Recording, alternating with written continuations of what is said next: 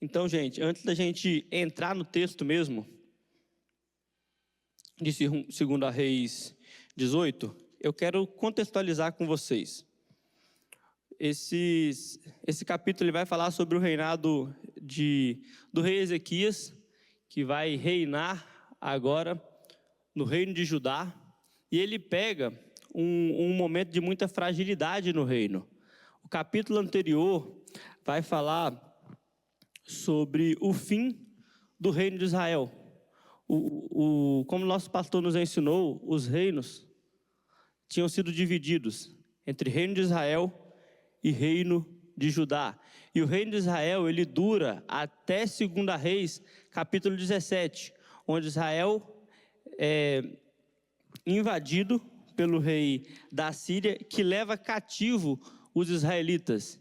E esse rei, ele repovoa o território de Israel com povos de várias nações, com povos de vários lugares. E quando ele traz esse repovoamento a Israel, o objetivo desse rei é trazer uma nova cultura. Então, toda vez que há um povoamento de algum território, esse povo, ele traz também consigo a sua cultura, os seus costumes, os seus cultos, e era isso que estava acontecendo no reino de Israel. Enquanto isso, no reino de Judá, o antecessor do rei Ezequias foi o rei Acaz. Acaz, ele tinha sido um rei que não serviu ao Senhor, foi um rei que não fez o que o Senhor aprova. E Acaz, ele foi marcado por ter tirado o ouro, a prata do templo, ter tirado o ouro do palácio e entregado para outros reis. Por quê? Porque no momento de fragilidade, no momento de dificuldade, Acaz não buscou o Senhor. Acaz confiou em homens, Acaz confiou nos seus tesouros. Então é esse contexto que o rei Ezequias encontra ao começar o seu reino. Primeiro, ele viu a nação de Israel ser levada totalmente a cativo e aquele território ser repovoado.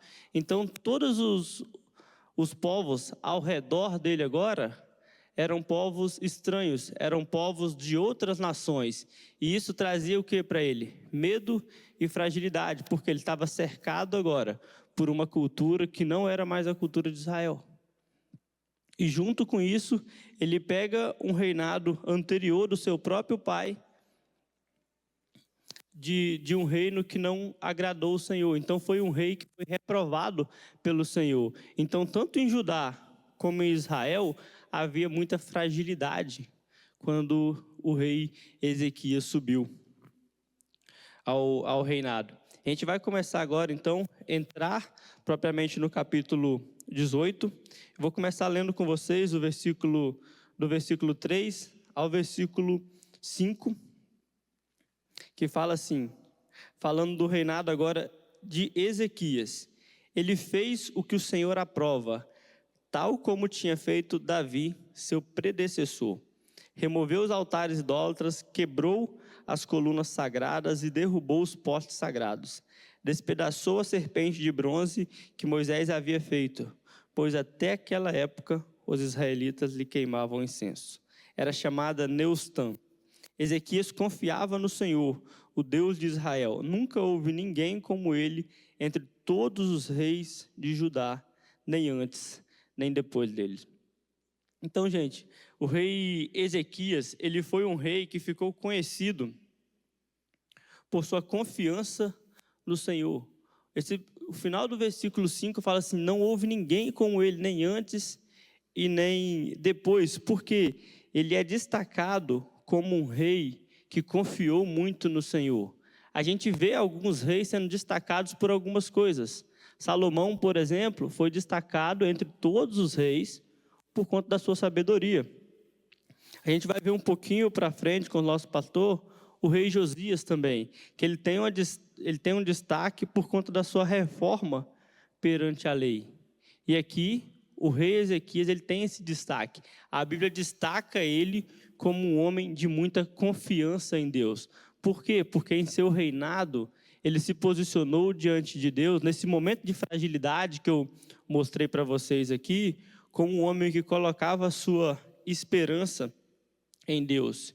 E uma marca também do seu reino é a derrubada de ídolos, de postos sagrados, ou seja, da idolatria que estava tendo naquele ambiente. Então esse reino também fica marcado por isso. E em especial aqui, a serpente que Moisés levantou no deserto.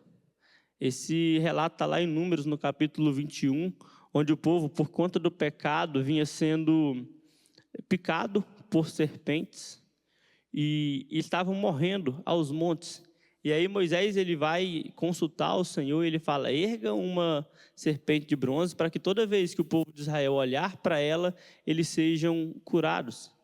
E aí essa serpente que Deus deu como um presente para a nação, acabou se tornando um ídolo.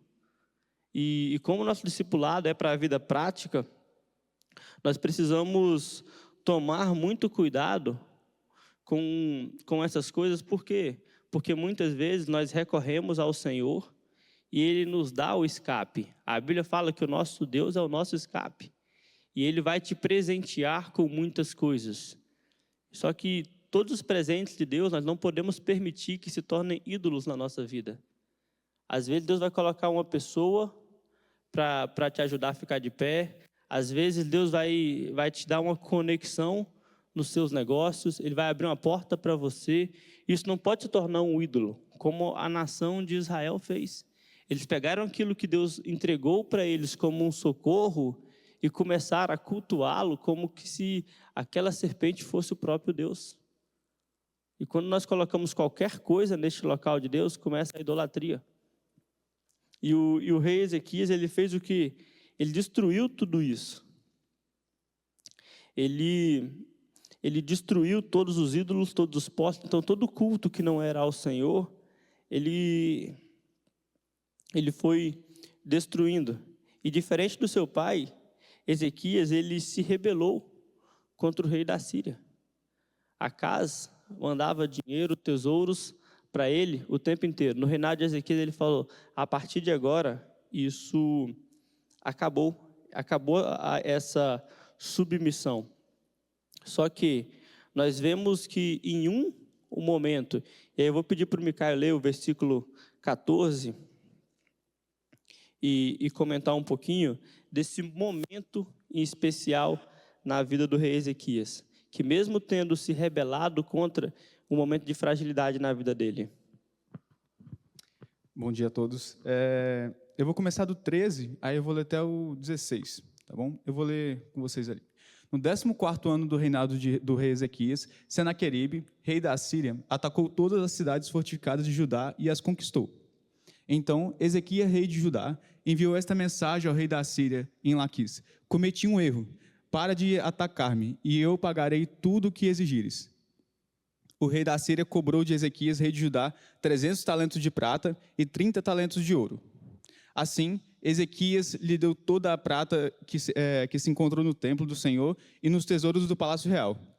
Nesta ocasião, Ezequias, rei de Judá, retirou o ouro com que havia revestido as portas e os batentes do templo do Senhor e deu ao rei da Síria.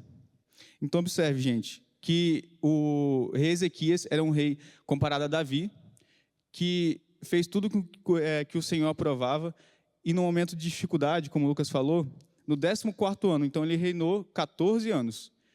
Aí o rei da Síria pegou e começou a atacar ao redor de Judá.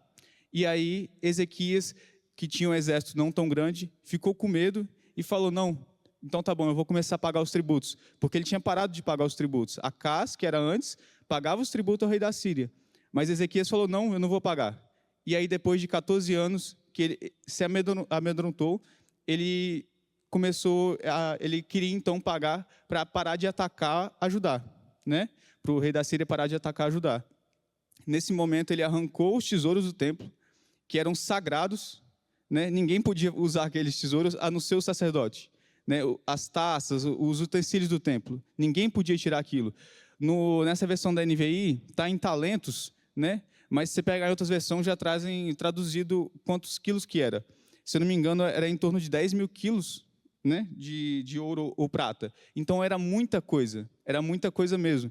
E aí o rei Ezequias se vê amedrontado e faz isso. E não se rebela contra o Senhor, mas fica com medo e aí tira o tesouro do templo. E aí, como o Lucas falou, o discipulado é para uma coisa prática. E aí eu queria voltar essa pergunta para o Lucas. Por que um homem comparado a Davi, como a Bíblia relata, que era um homem segundo ao coração de Deus, Davi era um homem segundo ao coração de Deus, e aí Ezequias é comparado a Davi, retira todos os ídolos que estavam na terra de Judá. Você vê como a autoridade pega e consegue transformar um reino, né? Ele tira todos os ídolos, então o povo começa a adorar a Deus novamente, mas no momento de dificuldade, por que acontece isso com ele? E como que a gente, nas nossas dificuldades das nossas vidas também, a gente não vai fazer isso com Deus? Não trair, mas e não se rebelar, mas cair, né? Tipo, não fazer a vontade de Deus. Os livros históricos, eles têm essa característica, né, de trazer a história de maneira muito real. Eles pegam reis que agradaram o Senhor, mas que são homens como todos nós. Até o livro de Tiago fala assim: Elias era homem como você. Elias era homem como todos nós. Então, os livros históricos, eles trazem esses relatos muito fiéis e mostram que, embora sejam homens que sejam aprovados por Deus, homens que ganharam destaque na história do reinado de Israel, do reinado de Judá, eles também tiveram momentos de fragilidade. Eles também tiveram momentos em que eles se deixaram levar pelas adversidades dessa terra. O que aconteceu ali foi que o rei Ezequias, que foi um rei que a sua confiança em Deus foi destacada, se amedrontou. Quando ele viu aqueles governos, quando ele viu o governo da Síria vindo em direção a Israel, viu os exércitos da Síria vindo em direção a Israel, falou, não, meio que falou assim: desculpa, eu parei de pagar os tributos, mas eu deveria continuar pagando, porque eu não tenho tamanho suficiente para batalhar contra você. O que ele fez? Ele colocou os olhos somente nele. Ele colocou os olhos somente na força dele, no exército que Judá tinha, e quando ele viu que ele era mais fraco, mais frágil, que ele não tinha força suficiente para enfrentar esse rei da Síria, ele falou: não, eu vou fazer como meu predecessor, eu vou fazer como Acás, eu vou pagar os tributos a você para que a guerra não aconteça entre as nossas nações. E ele tirou esses tesouros, como o Micaio trouxe aqui, e entregou ao rei da Síria. Só que, continuando o texto, nós vamos ver que isso não foi suficiente para o rei da Síria. Não foi suficiente para ele esses tesouros. Ele queria sempre mais. E em um momento posterior, novamente, ele volta a cercar Judá.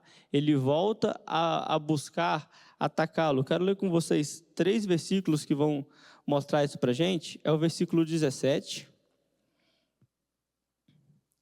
que fala assim: de Laquis, o rei da Síria enviou ao rei Ezequias em Jerusalém seu general, seu oficial principal e seu comandante de campo com um grande exército. Eles subiram a Jerusalém e pararam no aqueduto do açude superior, na estrada que leva ao campo do lavandeiro.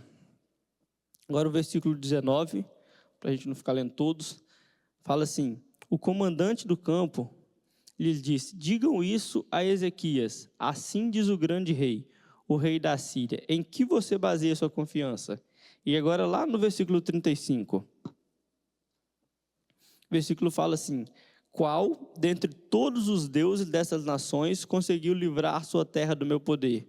Como então o Senhor poderá livrar Jerusalém das minhas mãos? Então, gente, o que aconteceu? O rei da Síria, ele enviou seu mensageiro para trazer uma mensagem a Ezequias. O que estava acontecendo nesse momento? O rei da Síria estava dominando diversas nações. Estavam dominando vários povos. Aonde ele ia, ele estava conquistando. E ele mandou seus servos para ameaçar e para intimidar o rei de Judá. Essa mensagem veio do rei Senaqueribe, que é o rei da Assíria.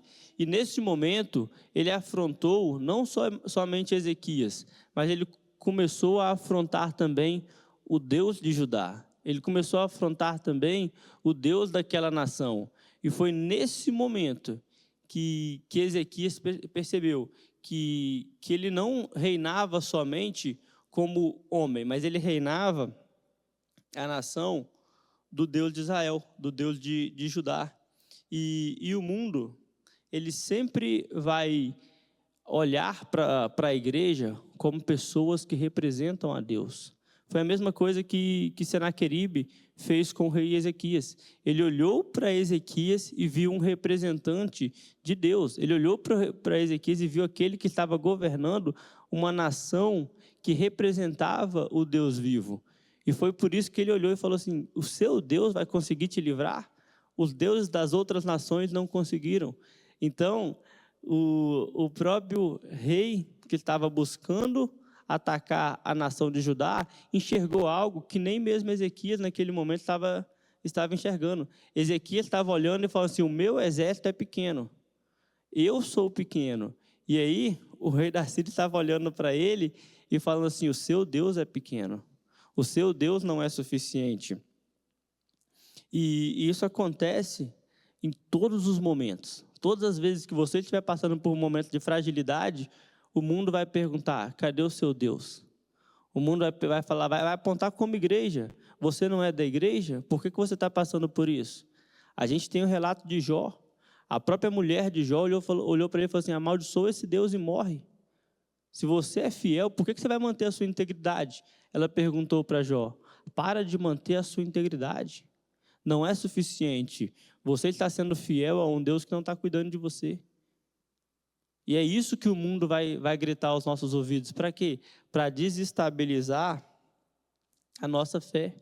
Para nos desestabilizar diante do nosso Deus. E essa mensagem, ela foi enviada ao rei Ezequias para desestabilizá-lo, mas também foi enviada ao rei a todo o povo para desestabilizá-lo como povo. Coloca para a gente, Júlio, o versículo 26, por favor. Fala assim, ó: então Eliaquim, filho de Ilquias, Sebna e Joá disseram ao comandante do campo: por favor, fala aos teus servos em aramaico, porque entendemos essa língua. Não fales em hebraico, pois assim o povo que está sobre os muros o entenderá. Então, gente, esse versículo é simplesmente uma das pessoas da realeza, um dos servos diretos de Ezequias, falando assim: não fala na língua em hebraico, porque todo o nosso povo vai entender. Fala somente comigo, que eu vou levar essa mensagem ao meu rei. Porque, gente, isso faria com que todo o povo se amedrontasse. E era exatamente isso que o rei da Síria queria: amedrontar todo o povo, amedrontar todas as pessoas que estavam ouvindo essa mensagem. E o mundo vai fazer a mesma coisa com a igreja. Eles vão gritar aos nossos ouvidos para nos colocar em confusão. Eles vão gritar aos nossos ouvidos para que nós perdamos a nossa confiança nos nossos líderes, no nosso Deus, e nós venhamos fazer o quê? Entrar em confusão. Porque quando a igreja começa a ouvir vozes de fora, a igreja começa a entrar em confusão. Os nossos pastores nos são dados como guias de Deus. E se nós perdemos a sua direção, nós nos perdemos como igreja. Porque aqueles homens estavam dizendo: fale a nós, que nós vamos falar ao nosso líder. Nós vamos levar essa mensagem ao nosso rei, e o nosso rei vai falar ao nosso povo. Entende? O povo, ele sempre tem que ouvir a voz do seu líder. Nós, como igreja, nós precisamos ouvir a voz dos nossos líderes, dos nossos pastores, das pessoas que são enviadas por Deus para nos guiar. E o mundo vai querer encher nossos ouvidos com várias mensagens, para que nós venhamos nos perder. Só que é muito interessante, no versículo 36, eu vou pedir para o Micaio comentar esse versículo, que eu acho de muito destaque a reação que o povo teve. Vai lá, Micaio. Versículo 36. Contudo, o povo permaneceu calado, e nada disse em resposta, pois o rei tinha ordenado: não lhe respondam. Então, o administrador do palácio, Eliaquim, filho de Hilquias, o escriba Sebna e o secretário de Joá, filho de Asaf, retornaram com as vestes rasgadas a Ezequias e lhe relataram o que o comandante de campo tinha dito. Bom, aí a gente consegue ver que Ezequias era um rei nobre. Por quê? Como o Lucas falou, então o rei da Síria mandou alguns mensageiros para ajudar, para falar com os representantes de Ezequias. Ezequias não desceu para falar com os mensageiros, mas os representantes de Ezequias estavam lá. E aí, como o Lucas disse, os representantes não queriam que houvesse um alvoroço no meio do povo. Por quê? Porque se aqueles comandantes, aqueles mensageiros do rei da Síria falassem com o povo diretamente, ia acontecer uma rebelião, porque o povo ia ficar com medo, e aí Ezequias ia perder a autoridade. E isso que os mensageiros queriam, exatamente isso, que Ezequias perdesse a autoridade sobre o povo. Ou que os representantes do rei Ezequias se rebelassem junto com o povo para com Ezequias. Porque os mensageiros da Síria sabiam que Ezequias era um homem de Deus, sabia que Ezequias não ia se rebelar contra Deus, por causa de todo o histórico de Ezequias. E nesse momento é muito interessante que o povo reconhece a autoridade de Ezequias e fica calado, não se rebela, espera os representantes de Ezequias voltar para o templo com as roupas rasgadas em sinal de humilhação, sinal de medo, mas Ezequias toma a voz e aí ele faz o que o próximo capítulo vai falar. Perfeito. E isso é muito importante, gente. Nós precisamos entender quem nós somos, saber realmente da nossa identidade. Esse versículo, como o Micael falou, diz que o povo permaneceu calado. Isso é importante por quê? Porque tem muitas respostas que não cabem a nós. Tem muitas vezes que você vai ser questionado, mas que a resposta não deve vir de você, mas deve vir da autoridade que está sobre você. Submissão nos protege. Submissão como igreja, submissão em nossas casas, vai sempre nos proteger. Por quê? Porque tem resposta que não é sua responsabilidade. Isso te protege. Os mensageiros do rei inimigo estavam gritando para o povo ouvir. E o povo, com sabedoria, permaneceu calado. Por quê? Porque quem dita as regras de uma batalha é o rei, é o comandante. E tem muitas coisas que nós, como igreja, a maneira correta de nós agirmos é permanecermos calados. Porque nós vamos ser afrontados. Só que tem resposta que são exclusivas da autoridade que Deus levantou na nossa igreja. Porque quando isso acontece, nós somos uma igreja unida e uma igreja que caminha em uma direção só. O povo, quem está de fora, sempre vai tentar nos colocar em confusão. Vai tentar fazer com que eu fale contra você, com que você fale contra o seu líder, e essas vozes comecem a ecoar dentro da nossa igreja. Só que, quando nós somos um povo que tem a sabedoria divina, nós não entramos em confusão aqui dentro. Nós permanecemos calados até que a instrução venha da parte do Senhor. Isso nós vamos ver agora no capítulo 19, conforme o Micael falou aqui. Eu quero começar lendo o versículo 1 e 2 com vocês. No capítulo 19, depois de receber essas ameaças, todas as ameaças que vieram do rei da Assíria, mostra a reação que Ezequias teve frente a isso. O versículo fala assim: ao ouvir o relato, o rei Ezequias rasgou as suas vestes, vestiu-se com pano de saco e entrou no templo do Senhor. Ele enviou o administrador do palácio, Eliaquim, o secretário Sebna e os sacerdotes principais, todos vestidos com pano de saco, ao profeta Isaías, filho de Amós. Gente, o que esses dois versículos me mostraram enquanto eu estava estudando? Duas coisas, que no momento de dificuldade, Ezequias, ele buscou ao Senhor e buscou ao profeta. Muitas vezes, nós fazemos somente uma dessas coisas. Na maioria das vezes, nós escolhemos somente uma dessas coisas quando estamos passando por dificuldade. Muitos de nós temos facilidades para buscar o Senhor, mas temos dificuldade de nos submetermos à autoridade de alguém que Deus colocou para cuidar de nós. Muitos de nós conseguimos entrar no nosso quarto, mas temos dificuldade de falar com o líder do nosso ministério, o líder do nosso PG, o nosso pastor, porque nós temos dificuldade de nos submetermos. Outros de nós temos dificuldade, muitas vezes, de buscar o Senhor. Vamos sempre buscar no líder, na autoridade, só que esquecemos de buscar o Senhor. E a Bíblia nos instrui a fazer as duas coisas. A Bíblia nos instrui a irmos diretamente a Deus, e a Bíblia também fala que nós fomos submetidos à autoridade. Então, nós temos essas duas portas de escape que o Senhor nos deu. Nós podemos buscar a orientação divina, mas nós também podemos buscar a direção com alguns dos nossos líderes. E Ezequias, ele fez exatamente isso.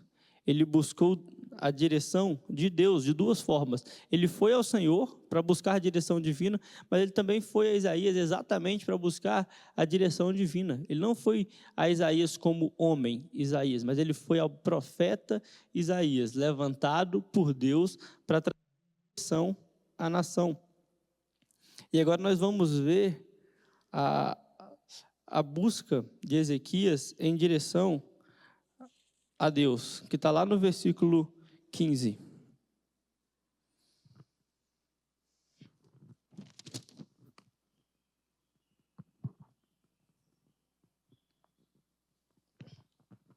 Vou ler agora alguns versículos a mais, eu vou ler do 15 ao 19. A Bíblia fala assim: E Ezequias orou ao Senhor: Senhor, Deus de Israel, que reinas em teu trono, entre os querubins, só tu és Deus sobre todos os reinos da terra. Tu criaste os céus e a terra. Dá ouvidos, Senhor, e vê. Ouve as palavras que Senaqueribe enviou para insultar o Deus vivo. É verdade, Senhor, que os reis assírios fizeram de todas essas nações e seus territórios um deserto. Atiraram os deuses delas no fogo e os destruíram, pois não eram deuses, eram apenas madeira e pedra moldadas por mãos humanas. Agora, Senhor, nosso Deus, salva-nos das mãos deles, para que todos os reinos da terra saibam que só tu, Senhor, és Deus. Então, gente, o que Ezequias fez aqui? Primeiro, ele reconheceu a sua fragilidade em frente à situação. Era uma situação que somente Deus poderia salvá-lo. Quando isso acontece, fica claro que ninguém pode dividir a glória com Deus, principalmente alguém que fala representando Deus.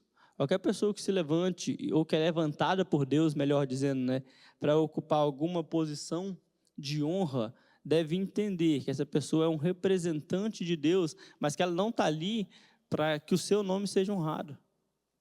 E foi o que Ezequias fez. Senhor, para que todas as nações saibam que só tu és Deus, para que todas as nações saibam que o Senhor não é um Deus como todos os outros, não é um Deus feito por mãos humanas, porque o rei da Síria, Senaqueribe, tratou o Deus como como um Deus qualquer. Só que Ezequias sabia que há somente um Deus e que somente esse Deus poderia salvá-lo. E Deus, ele ouviu a oração de Ezequias e lhe respondeu por meio de Isaías.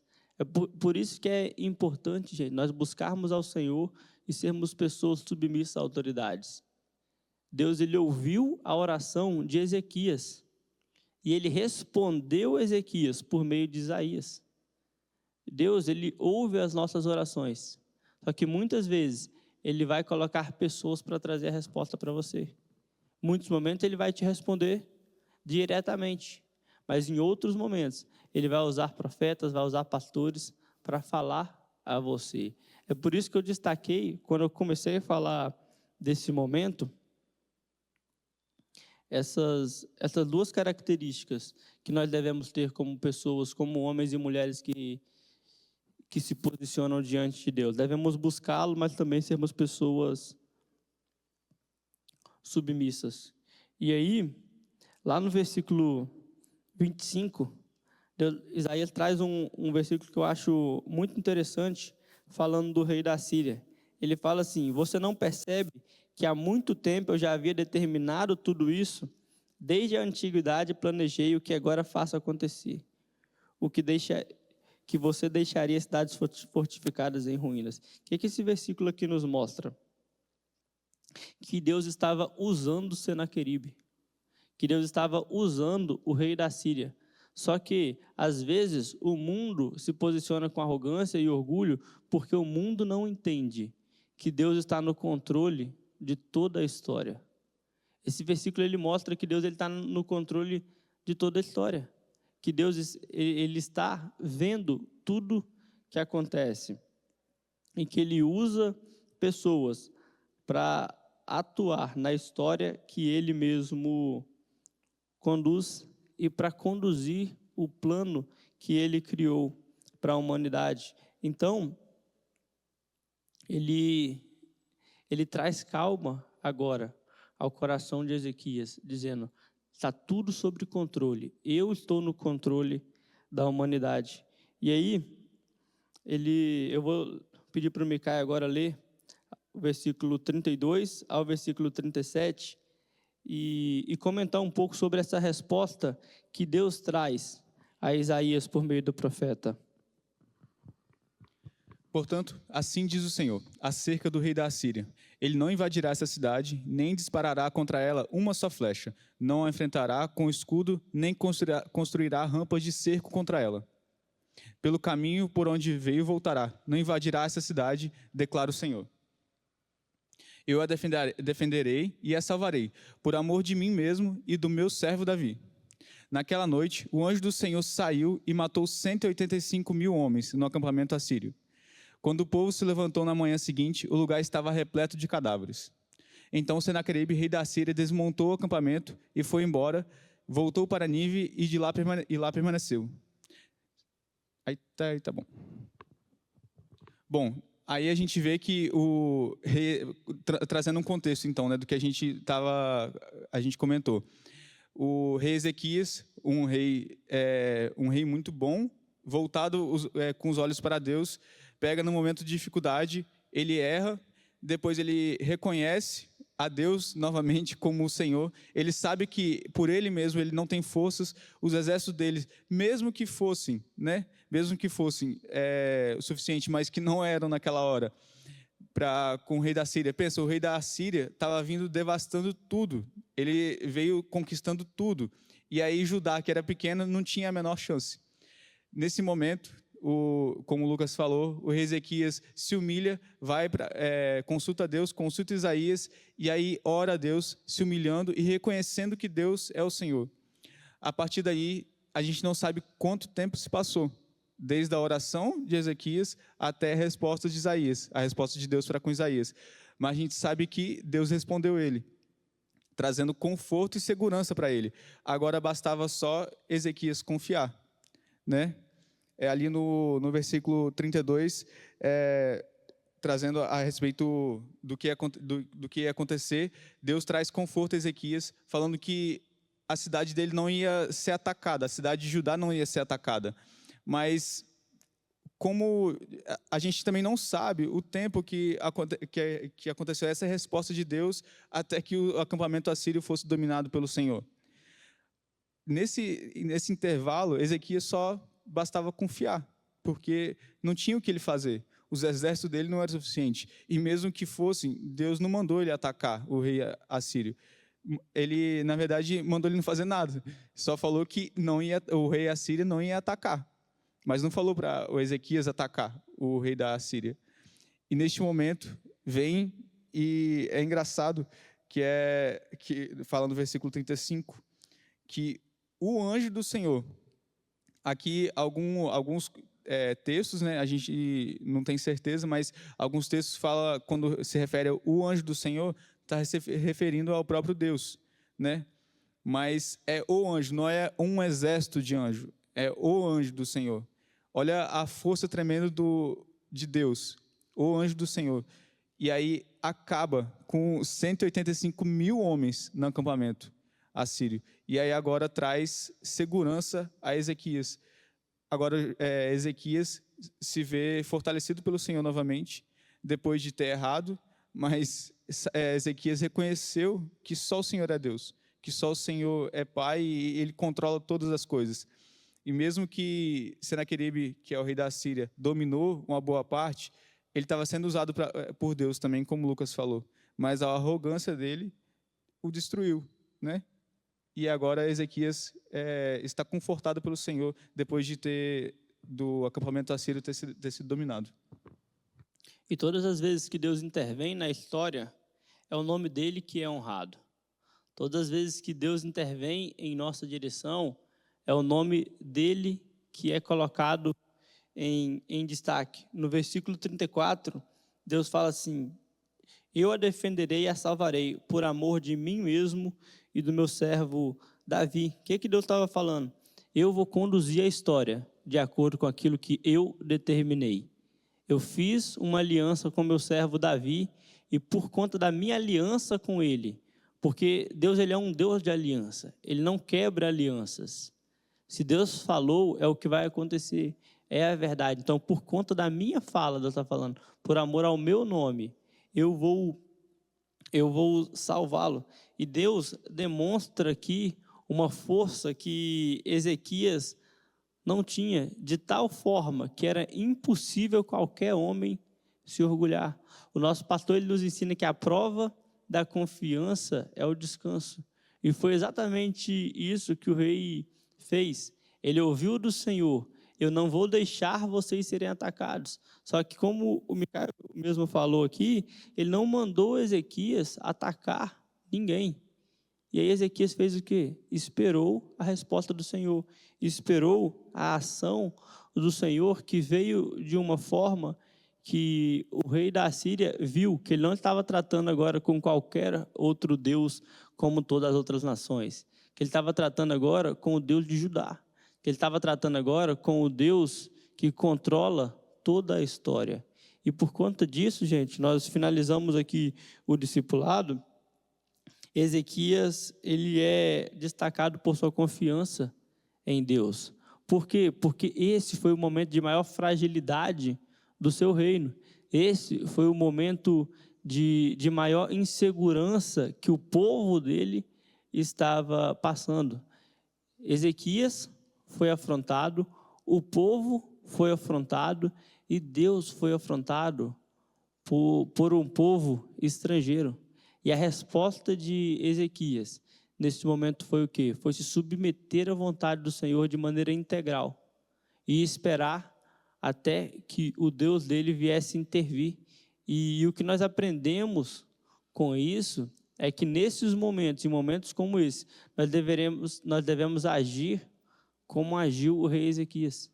Discipulado é a gente pegar a Bíblia, nós pegarmos o que nós aprendemos da palavra do Senhor e colocar em prática no nosso dia a dia. Por quê? Porque isso certamente vai acontecer com cada um de nós, se já não aconteceu. Nós vamos ser afrontados pela sociedade. O mundo vai gritar nos nossos ouvidos: e agora, cadê o seu Deus? E agora, cadê o Deus que você serve?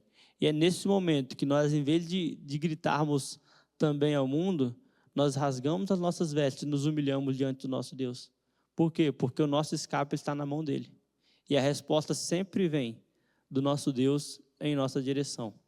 Amém?